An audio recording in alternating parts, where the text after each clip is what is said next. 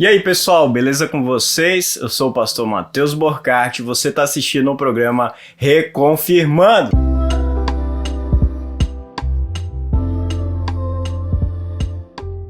Deus não é um operário que, findo o seu trabalho, o deixa estar e segue seu caminho. Acredito que na Bíblia o caso mais dramático assim da providência divina se dá na história de Abrão e Isaac. Deus pede para Abrão que ele entregue o seu filho como um sacrifício, queime no altar, como uma forma de oferenda para Deus.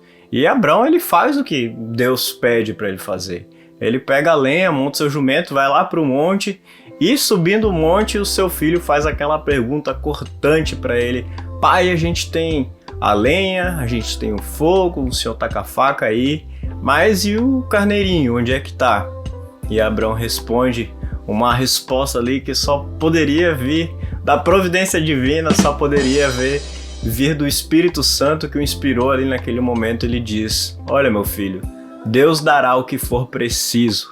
Em outras traduções também ele diz: Deus proverá. Hoje a gente quer falar sobre a providência divina. Ao contrário do que muita gente pensa, providência divina não se dá apenas em casos milagrosos, como o de Abrão e Isaac ali, que depois Deus impediu que aquilo acontecesse e proveu ali um carneirinho que estava preso pelos seus chifres. Mas vocês vão ver através desse estudo agora que a providência divina ela se dá em momentos tão ordinários na nossa vida que é custoso para nós percebermos como Deus está provendo o tempo todo em nossas vidas. Vem comigo e vamos estudar a palavra de Deus.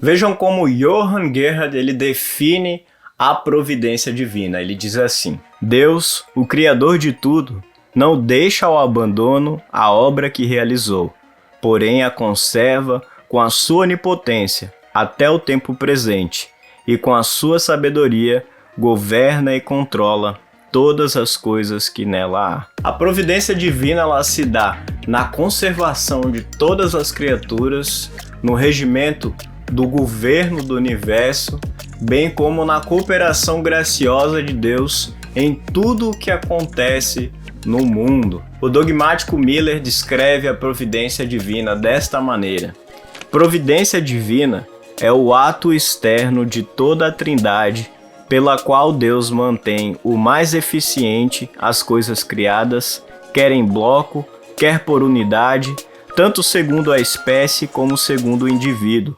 Coopera nas suas ações e feitos, governa livre e sabiamente todas as coisas para a sua glória e o bem-estar e segurança do universo, em especial dos piedosos. A existência de todo o universo, bem como de nós, criaturas, só de fato está acontecendo nesse momento, no momento que tu está assistindo esse vídeo, porque Deus está nos conservando e nos mantendo em tempo real. É por causa da vontade dele que existimos, nos mexemos, nossos olhos piscam, enfim, tudo acontece por causa dele. Ele está mantendo todo esse sistema, por assim dizer, do universo. Olha o que a Bíblia nos diz sobre isso. Porque, como alguém disse, nele vivemos, nos movemos e existimos. E também, antes de tudo, ele já existia. E por estarem unidos com ele, todas as coisas são conservadas em ordem e harmonia. A Bíblia também nos diz que tudo que se sucede na natureza, o clima, as chuvas, as estações, tudo isso são atribuídas à vontade de Deus e à ação dele para que isso aconteça. É o que a gente lê na palavra de Deus, está escrito assim: porque ele faz com que o sol brilhe sobre bons e sobre maus, e dá chuva tanto para os que fazem o bem, como para os que fazem o mal. Mas Deus sempre mostra quem Ele é por meio das coisas boas que faz. É Ele quem manda as chuvas do céu e as colheitas no tempo certo. É Ele quem dá o alimento para vocês e enche o coração de vocês de alegria. Então aqui a gente vê a chuva só cai sobre bons e maus porque Deus permite. A gente só recebe o alimento porque Deus nos dá o alimento. E, enfim, isso aí se sucede para qualquer área da nossa vida, as coisas acontecem porque Deus está agindo em nossas vidas. Se você quiser se aprofundar um pouco mais sobre essa cooperação de Deus, ainda falando sobre a natureza, eu sugiro que você leia aí na sua casa o Salmo 104, dos versículos 10 até o 30. Dá uma conferida lá que vale a pena. Em outras palavras, meus amigos, nós, criaturas de Deus, só temos a nossa existência acontecendo nesse exato momento por causa de Deus. E as nossas ações, as nossas funções aqui no mundo só acontecem através dele, por causa dele. E por isso mesmo os dogmáticos, eles chamam a essa providência divina contínua presente de uma criação continuada de Deus, pois Deus está ali, querendo ou não, mantendo a realidade como nós conhecemos. Isso também pode ser classificado como uma criação. Essa conservação dele é uma criação também em todos os aspectos da nossa vida terrestre aqui, a começar pelos animais. Olha o que a Bíblia nos diz. É Deus quem veste a erva do campo, que hoje dá flor e amanhã desaparece, queimada no forno. Deus também, ele mantém, através da sua providência, a vida dos animais. Olha o que ele diz. Vejam os passarinhos que voam pelo céu. Eles não semeiam, não colhem, nem guardam comida em depósitos. No entanto, o Pai de vocês que está no céu dá de comer a eles. Deus, ele mantém a vida de todos esses animais, provendo a eles o alimento que todo dia eles precisam, bem como ele provê para nós seres humanos também. Olha o que a Bíblia nos diz. De um só homem ele criou todas as raças humanas para viverem na terra. Antes de criar os povos, Deus marcou para ele os lugares onde iriam morar e quanto tempo ficariam lá. Também diz: o Senhor Deus olha do céu e vê toda a humanidade. Do lugar onde mora, ele observa todos os que vivem na terra. É Deus quem forma a mente deles e quem sabe tudo o que fazem.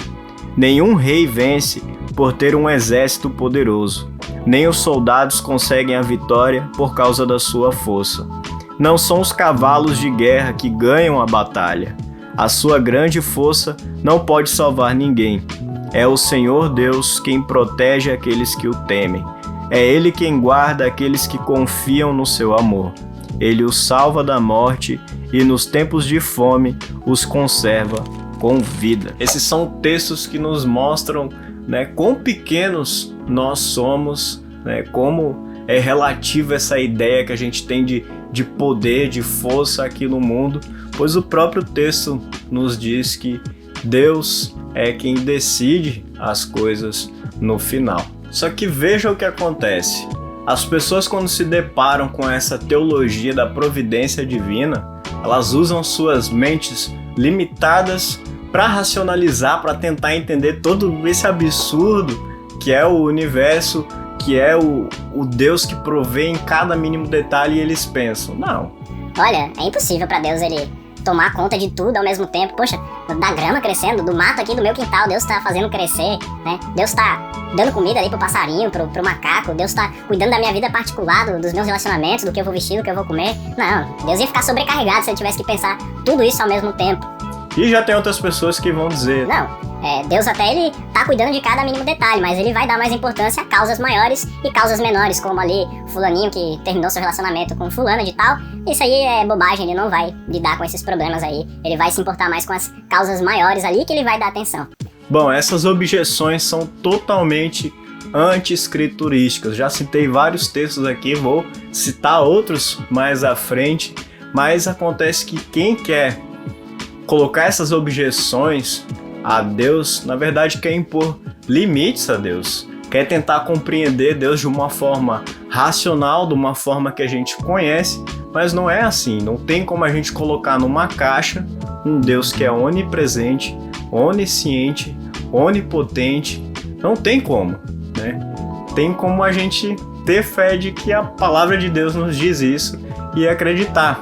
No final das contas, a gente tem que fazer como o salmista que nos diz: quando olho para o céu que tu criaste, para a lua e para as estrelas, que puseste nos seus lugares, que é um simples ser humano, para que penses nele, que é um ser mortal, para que te preocupes com ele.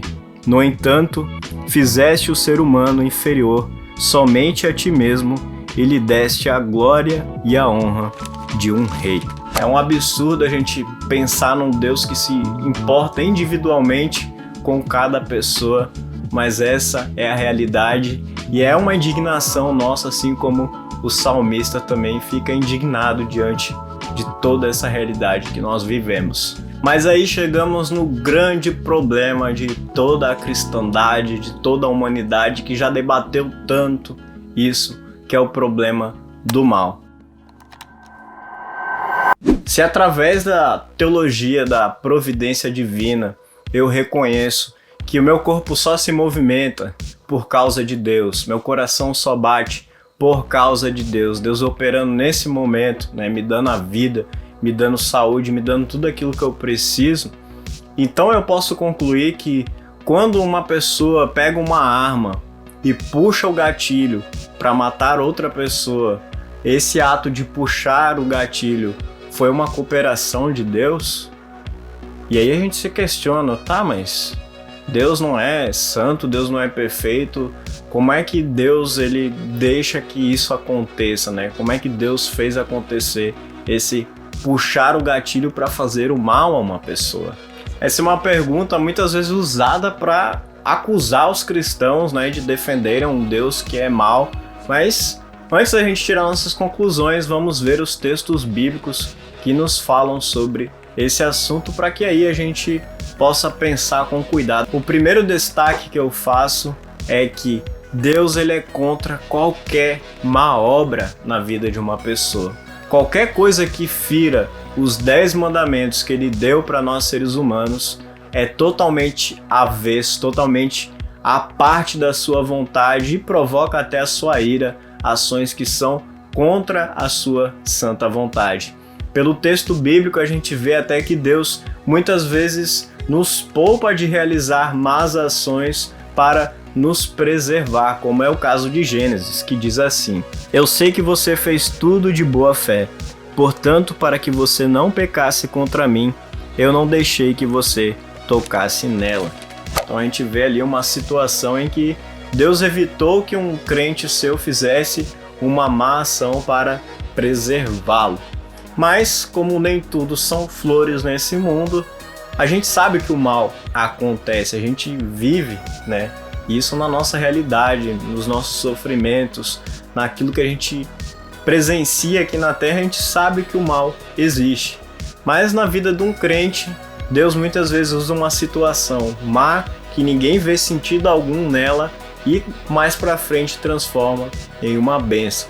Esse foi um caso muito claro na história de José e os seus irmãos, que venderam José como um escravo para o Egito, tinham ciúme dele, e daquela ação ali que todo mundo só conseguiria olhar o lado negativo dela, Deus mais à frente transformou em bênção, e o próprio José reconheceu isso, como está escrito: É verdade que vocês planejaram aquela maldade contra mim, mas Deus mudou o mal em bem para fazer o que hoje estamos vendo, isto é, salvar a vida de muita gente.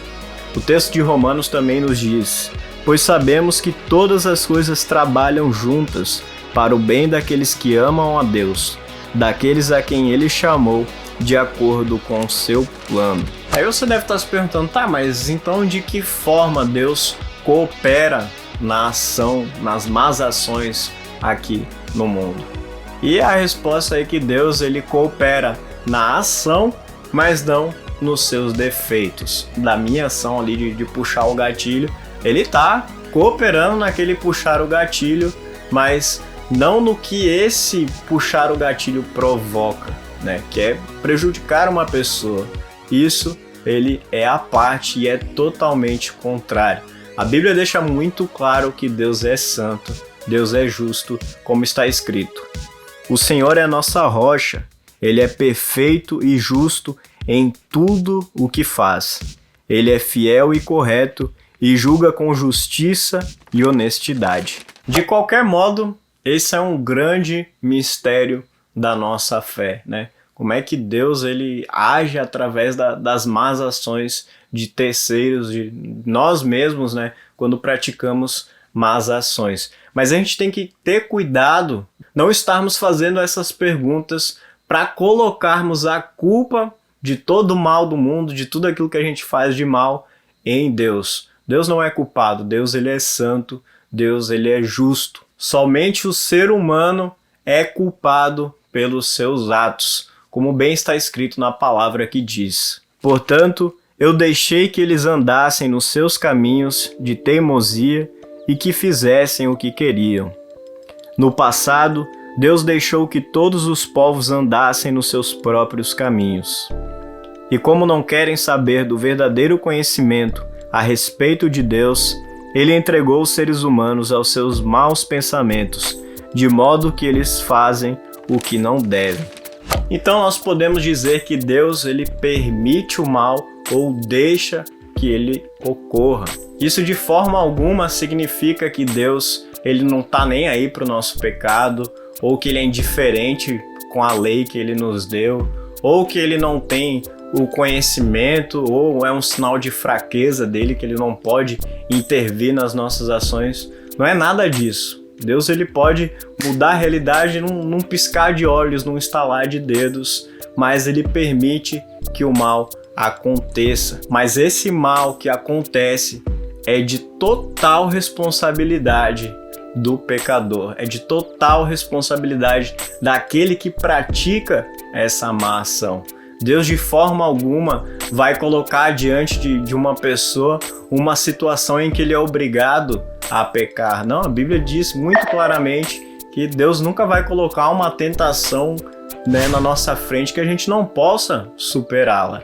Pelo contrário, ele nos protege, procura nos conservar, mas nós optamos pelos nossos caminhos, que na maioria das vezes não são os caminhos dele, e aí a gente encontra um caminho de morte.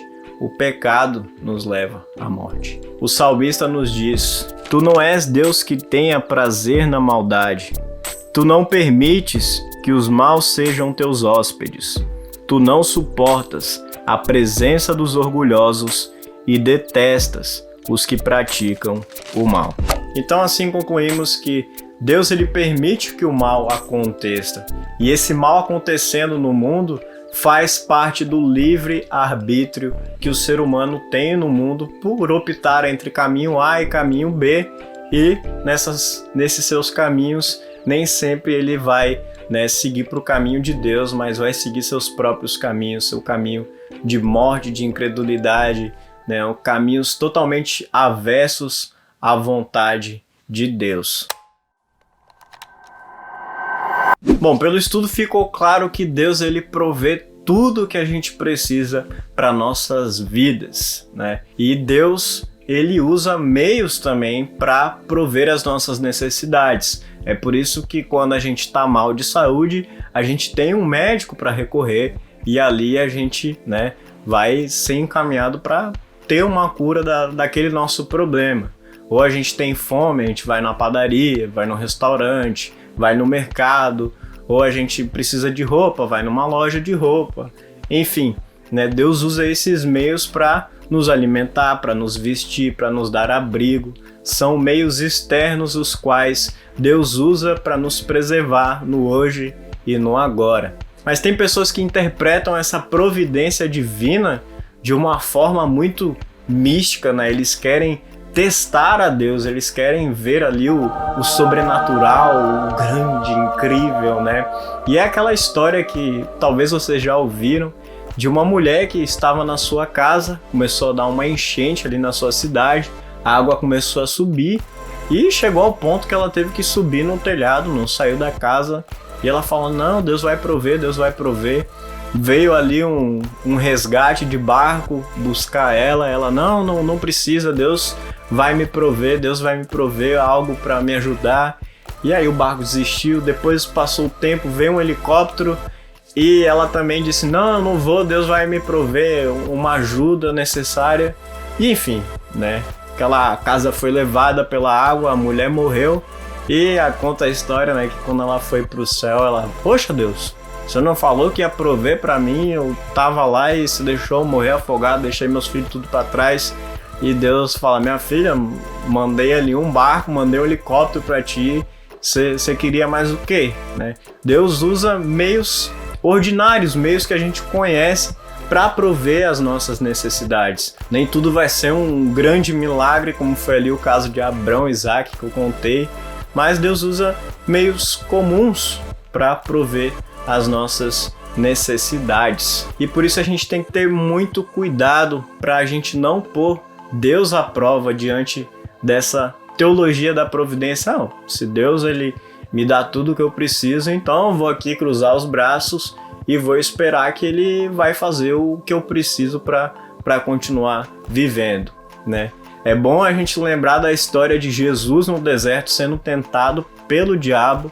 O diabo usou a própria palavra de Deus para tentar Jesus. E olha como foi essa história. Então, o diabo disse: se você é o filho de Deus, jogue-se daqui, pois as escrituras sagradas afirmam: Deus mandará que os seus anjos cuidem de você. Eles vão segurá-lo com as suas mãos, para que nem mesmo os seus pés sejam feridos nas pedras. Jesus respondeu: mas as escrituras sagradas também dizem: não ponha à prova o Senhor, seu Deus. É isso aí, meus amigos. Apesar de Deus nos prover todo o necessário, a gente poder confiar, dormir descansado, né, sabendo que tudo que a gente precisa, Deus vai nos dar. A gente também tem os nossos deveres aqui no mundo. A gente precisa trabalhar para tirar o nosso sustento, a gente precisa ir no médico se a gente estiver doente, a gente precisa ir no mercado para comprar nossa comida. Né? A gente não pode esperar que coisas milagrosas aconteçam o tempo todo, porque Deus usa de coisas ordinárias para manter a nossa vida. Coisa boa é a gente saber que esse Deus que criou esse maravilhoso mundo é um Deus que ainda o preserva, que ainda o mantém em funcionamento. As coisas só acontecem por causa dele, e esse é um Deus que nos ama, nos provém tudo que a gente precisa, inclusive a salvação. Pois se fosse para analisar a nossa vida de acordo com os nossos pecados, com aquele mal que a gente intencionalmente faz aqui no mundo, a gente merecia a condenação.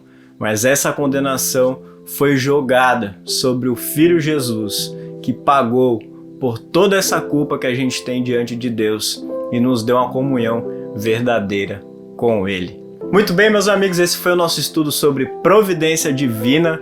Deixa aí seu comentário se você gostou. Se você assistiu até agora, comenta aí, assistir até o final. Não deixa de deixar o seu like. Se você ainda não se inscreveu no nosso canal aqui do YouTube ou também na nossa página do Facebook, não deixa ali de nos seguir, que ali você sempre vai estar se mantendo antenado aos conteúdos que estamos gerando. Esse foi o nosso programa Reconfirmando. Fiquem com Deus e até a próxima. Valeu!